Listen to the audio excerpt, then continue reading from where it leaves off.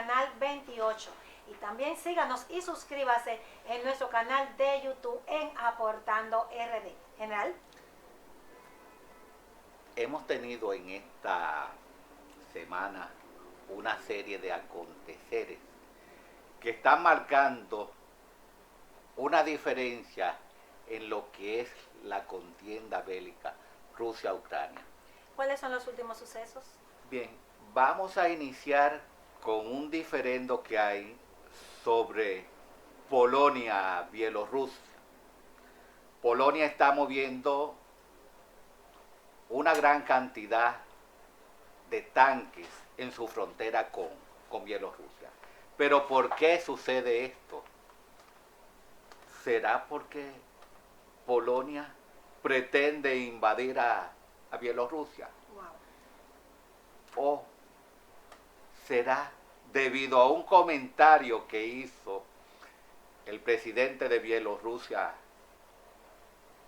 con relación al posicionamiento del grupo Wagner después de haberse exiliado en Bielorrusia como resultado de haber sido remitido por el presidente ruso de la Federación Rusa, Vladimir Putin, después de su marcha triunfal hacia la capital de Moscú en junio pasado. Entonces, el presidente de Bielorrusia dice, bueno, Wagner a lo mejor se entretenga con Polonia. Decir esto es decir que Polonia puede correr riesgo. Y si penetra al ámbito de Polonia, a los territorios por la frontera de Polonia, ya tiene acceso a toda Europa. Entonces, Polonia está cuidando su frontera. Pero, ¿qué ha dicho Vladimir Putin en torno a esto? Lo ha visto como una amenaza. Dice, estamos preparados para cualquier intento de Polonia de invadir a Bielorrusia. Pero ¿qué sucede también? Que hubo un comentario. Polonia había comentado que algunos oficiales de Bielorrusia estaban tratando de congeniar con fuerzas ucranianas para dar un golpe de Estado en Bielorrusia. Es decir, estamos viviendo lo que se llama una guerra psicológica en medio de una guerra, de una batalla, de un combate cuerpo a cuerpo entre Rusia y Ucrania. Estamos viviendo una nueva etapa del conflicto, donde las guerras híbridas, a través de lo que es la desinformación, están ganando un terreno muy amplio en el campo de lo que es la guerra psicológica y la desinformación. Entonces, ¿hasta dónde llegará esta escalada? No lo sabemos. Pero el simple hecho del presidente de Bielorrusia decir que Wagner quizás podría entretenerse con Polonia es un mensaje. Ahora, la alineación en las fronteras polacas, Bielorrusia, de ese arsenal de tanques, también lleva un mensaje. Pero vamos a ver también lo que pasó la madrugada del domingo 24 en el puerto de Odessa, después de la ruptura del acuerdo de granos, que a través de la ONU y con la intermediación de Turquía, a través de su presidente Recep Tayyip Erdogan, hubiesen logrado. Putin decidió no darle continuidad al acuerdo y rompió con ese acuerdo de los granos, porque pretende tener ciertas ganancias de causa en relación a ese acuerdo. ¿Cómo cuáles? Que le eliminen las restricciones al sistema SWIFT en el ámbito agrícola y en otros ámbitos. Y otras prebendas más que pretende conquistar. Y 2 días después bombardea el puerto puerto de Odessa, ahí en Reyni, a 200 metros prácticamente de Moldavia. En ese sentido, hay una tensión bastante amplia en relación a esa destrucción de los muelles por donde se enviaban los granos al África, al Asia y a algunos que otros países europeos. Como podemos ver ahí en ese gráfico, esa parte de abajo de lo que son los puertos de Odessa quedaron totalmente destruidos. ¿Qué vendrá a partir de ahí? No lo sabemos. ¿Cuál fue la intención de bombardear esos puertos? Según el presidente Putin, él dice que habían ahí drones acuáticos que representaban una amenaza dentro de lo que es el Mar Negro, que fueron bombardeados lo que se llaman depósitos de municiones y armamento entregados por Estados Unidos y la Unión Europea a Ucrania, que ahí habían bases militares, que habían aeródromos. No sabía que en un puerto se podrían consumar tantos elementos que son de índole estratégica, pero no solo eso, también aludió que se encontraban centros de comando y control del ejército ucraniano. Es que Rusia desde el principio de la guerra ha querido justificar lo injustificable. De hecho, pero lo más grande de todo eso, Odessa, que fue prácticamente la joya de la corona de Catalina la Grande, la iglesia de la Transfiguración, esa catedral que fue considerada como un patrimonio cultural de la humanidad, fue destruida. Fue destruida en el 37 y restaurada en el 2006 y ahora fue destruida de nuevo por misiles rusos. Pero tenemos que hablar también de lo que es el alcance de la contraofensiva ucraniana, que va dirigida su esfuerzo principal hacia lo que es el área de Zaporilla. Vemos a Zaporilla ahí en el mapa, en la parte sur. En esa parte sur, Ucrania ha conquistado algunos puestos de control rusos como Robotine, Belbove, en la cual ingresó con más de 80 vehículos blindados entre tanques y BTP, vehículos de transporte de personal. Ha conquistado parte de lo que es Nueva Danilovka. En Stamoyoke, el ejército ruso salió, abandonó el ámbito.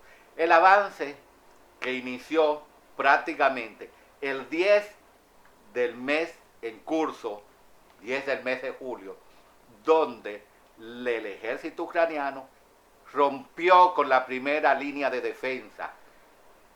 Hay que recordar que el ejército ruso trabaja con 3 líneas de defensa. Una primaria, la cual representa el 20% de la fuerza dispuesta en esa zona. Una segunda línea que trabaja con un 60% y una tercera línea con un 20%. La parte más difícil de penetrar es la segunda línea. La primera línea son prácticamente, como se dice, carne de cañón. Son señuelos. Y ahí es donde trabajan los reclutas, la parte más vulnerable y de menos experiencia. Ya en la segunda línea trabajan ya los militares, los oficiales con más experiencia en el campo de combate. Y en la tercera línea, que es prácticamente una reserva, ya están las fuerzas consumadas. En el día, ya en esta semana, decíamos que hace 2 semanas penetraron la primera línea, pero ya en esta semana que ha venido transcurriendo, han penetrado la tercera línea. Es decir, que están prácticamente a un paso de Zaporilla. ¿Qué significa estar a un paso de Zaporilla? Ahí tenemos la planta nuclear de Zaporilla, pero tenemos el paso al mar de Azov. Ese paso al mar de Azov que tiende a triangular, tiene una tendencia triangular, a separar, a dividir lo que es la parte de lo que es el sur, de lo que es el este prácticamente. Y le dan más ganancia de mar a lo que es Ucrania. Pero tenemos que ver también dentro de ese contexto lo que es el objetivo de Ucrania. ¿Cuál es?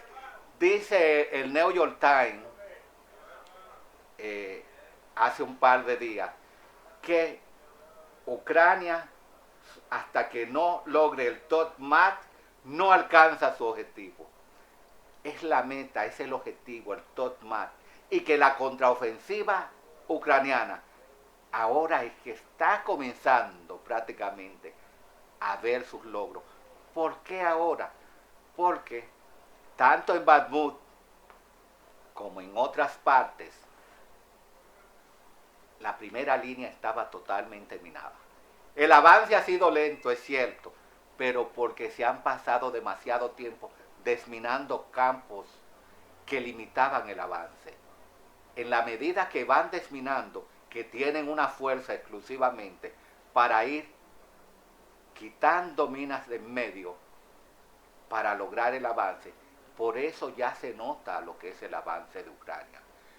En algunos lugares como Kasserminivka se están librando guerras feroces, donde hay pérdida de ambos lados, porque hay que ser consciente. La guerra es una contienda mediante la cual la vida humana no vale un centavo. Algunos lugares como Kremina, también batallas feroces, donde no se puede decir a ciencia cierta quién ha perdido más, porque en pleno combate nadie va a estar contando un muerto. Tanto una parte como la otra tienen su versión sobre lo que han logrado, lo que han destruido del otro, pero en base a los comentarios de órganos que son independientes y que evalúan una parte y la otra,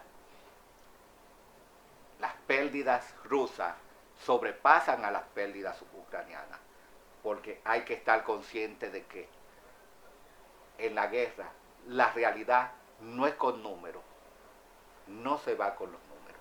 Ahora, ¿qué ha favorecido a Ucrania en este avance? Aunque ha perdido muchas armas y muchas municiones, está utilizando lo que son las famosas bombas racimo. Esas bombas que tienen una sola munición, tienen unas 40 dispositivos cápsulas. Es decir, son armas completamente criminales en el campo de batalla. Son armas que están descontinuadas, pero que Rusia la ha usado también. Rusia se opuso a que Estados Unidos le entregara estas bombas a Ucrania, pero ellos han utilizado no solo esas, han utilizado otras peores. Entonces, nos preguntamos, ¿hasta dónde llegará?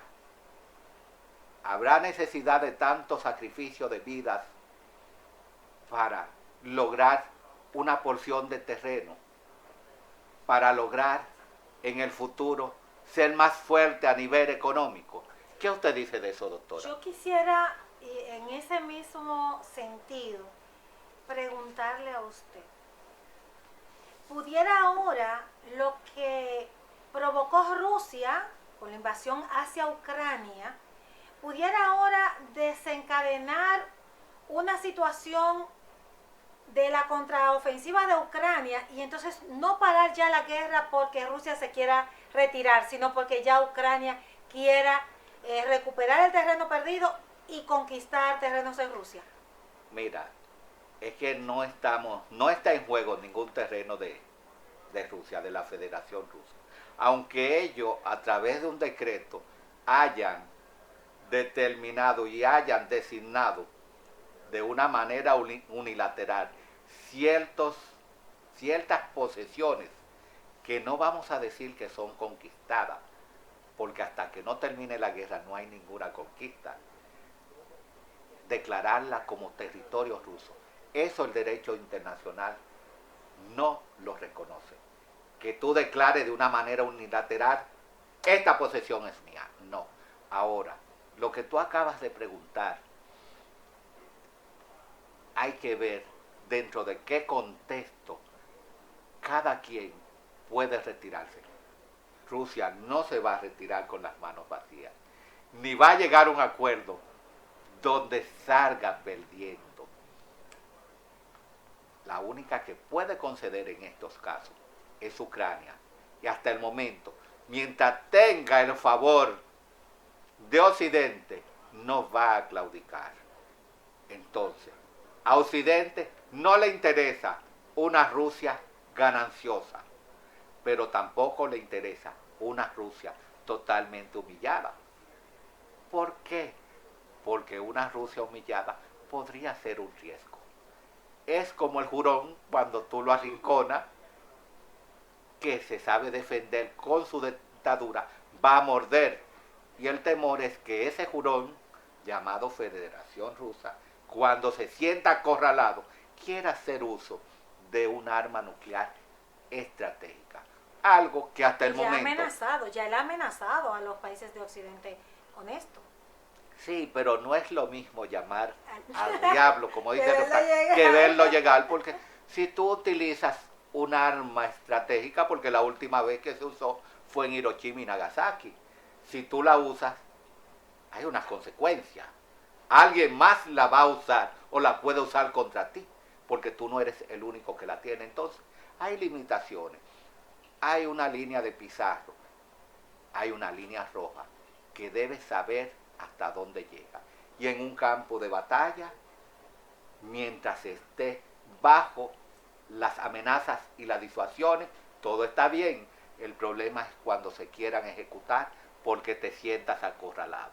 Entonces, en este conflicto Rusia-Ucrania, cada quien tiene su as debajo de la manga. ¿Qué tiempo durará? Hasta donde pueda aguantar o pueda sostener a una de las dos fuerzas el armamento que posea. Hasta el momento, Ucrania tiene el apoyo de Occidente, porque es un Estado occidental, es europeo, no es asiático, ni euroasiático, es europeo. Y en ese sentido a Europa le duele que un Estado que tenga un concierto de similitudes con ella pase bajo un criterio de un autoritarismo, de un totalitarismo, simplemente por un capricho de crecimiento. Así que nosotros con esto nos despedimos y le dejamos a ese público que nos sigue que den ellos qué piensan acerca de estas novedades sobre el conflicto Rusia-Ucrania. Escríbanos, hagan sus comentarios en este su canal Aportando RD y suscríbanse. Así es, y si se suscribe, pues forma parte de nuestra comunidad y de todos nuestros contenidos. ¿Será hasta la próxima? Tengan feliz resto del fin de semana.